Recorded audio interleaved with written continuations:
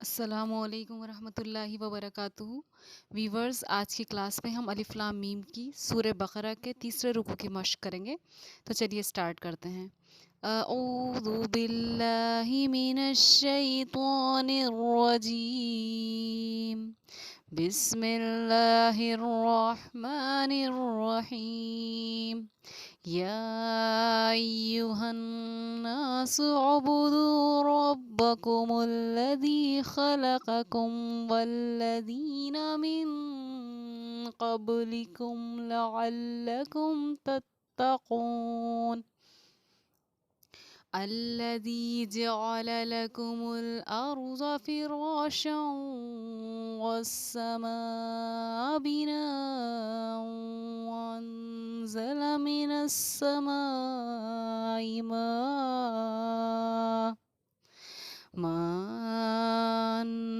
فأخرج به من الثمرات رزقا لكم فلا تجعلوا لله أندادا وأنتم تعلمون، وإن كنتم في ريب مما نزلنا على عبدنا فأتوا بسورة من مثله وادعوا شهداءكم من دون الله إن كنتم صادقين، فإن لم تفعلوا ولن تفعلوا فاتقوا النار التي وقودها الناس والحجارة أعدت للكافرين، وبشر الذين آمنوا وعملوا الصالحات أن لهم جنات تجري من تحتها الأنهار كلما رزقوا منها من ثمرة رزقا قالوا هذا الذي رزقنا من قبل وأتوا به متشابها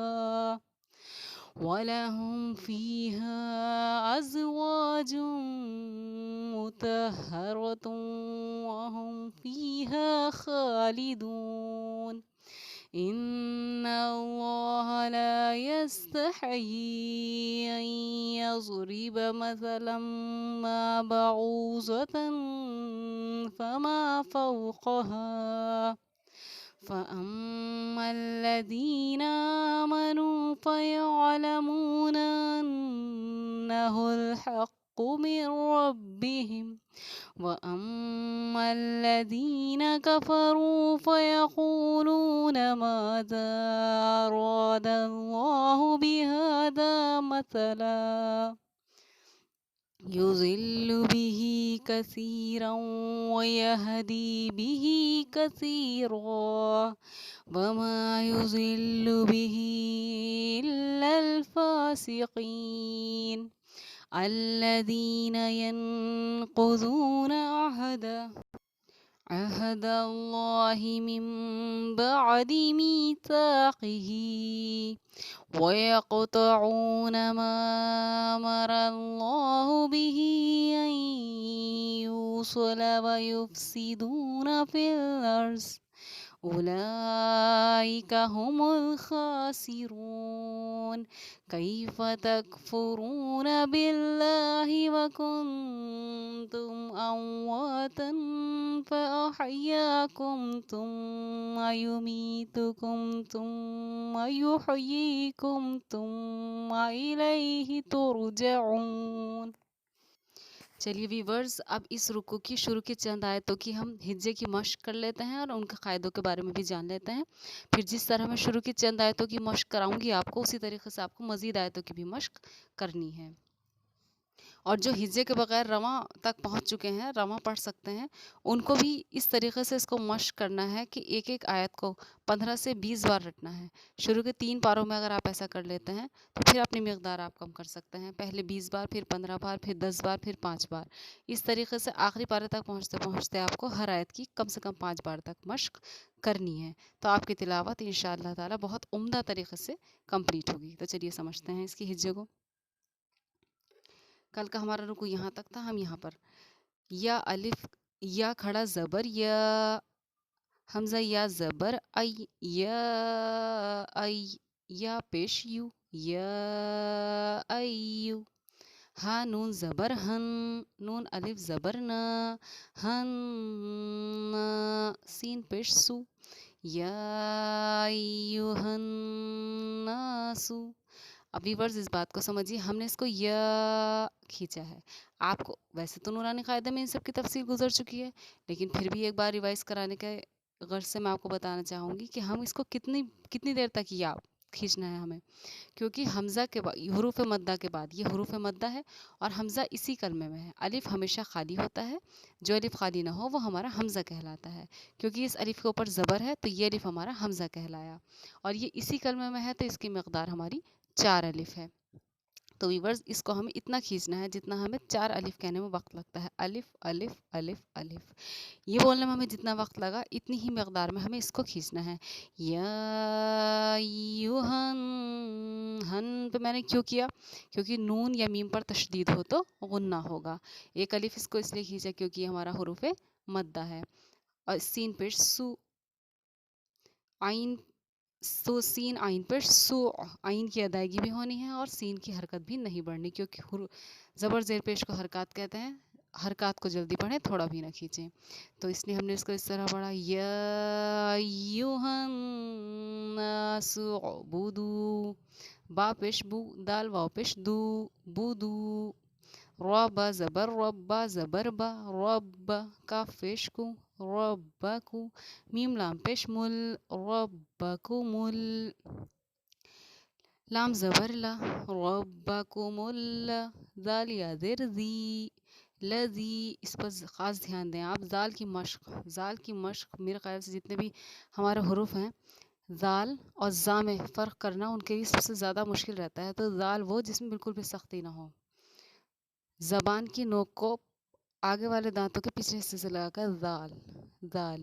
اور زا ایک سختی کے ساتھ وائبریشن کے ساتھ ہماری پڑھی جاتی ہے، تو لذی، خا زبر خا، لام زبر لا، خلا، قاف زبر قا، خلقا،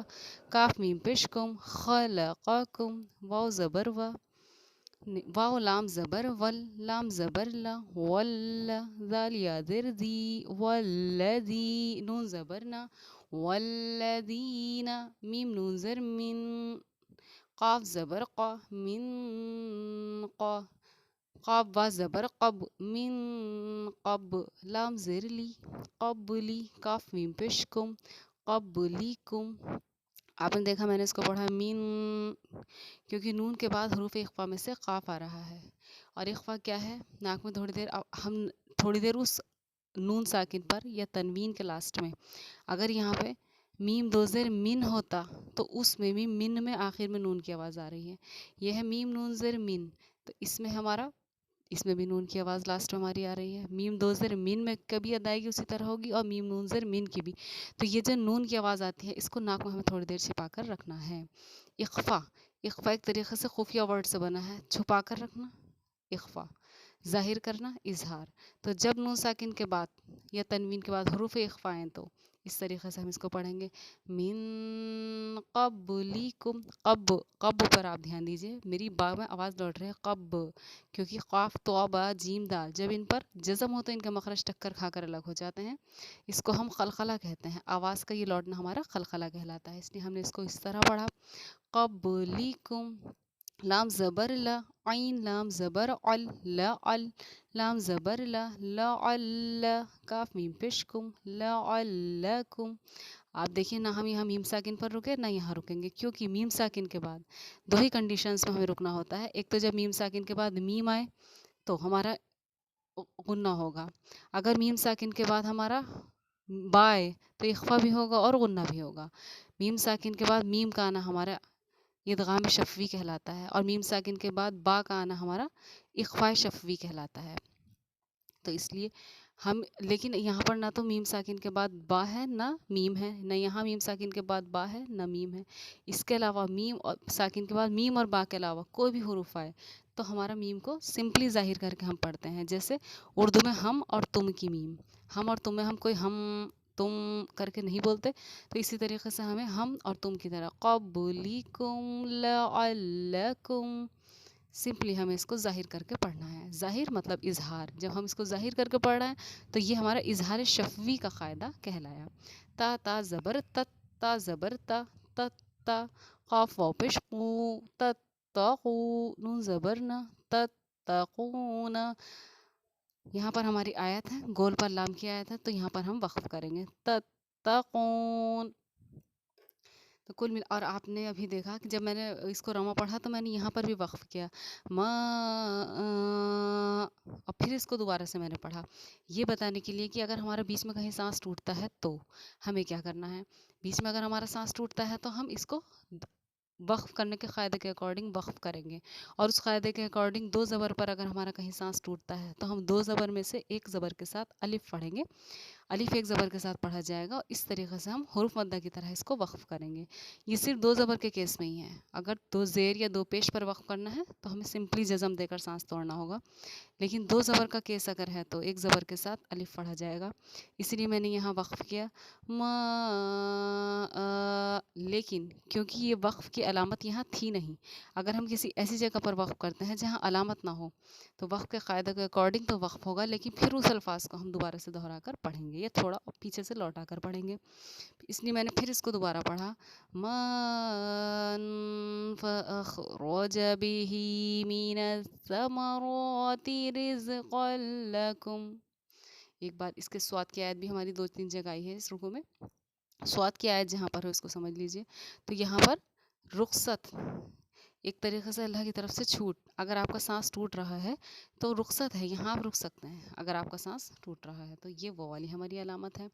इसको भी आप इस तरह याद कर सकते हैं जिस तरीक़े से मैंने आपको वक्फ़ लाज़िम की अलामत याद कराई थी कि लाज़िम में लास्ट में मीम है और उसकी अलामत भी मीम बनी रहती है, तो मीम और लाज़िम को आप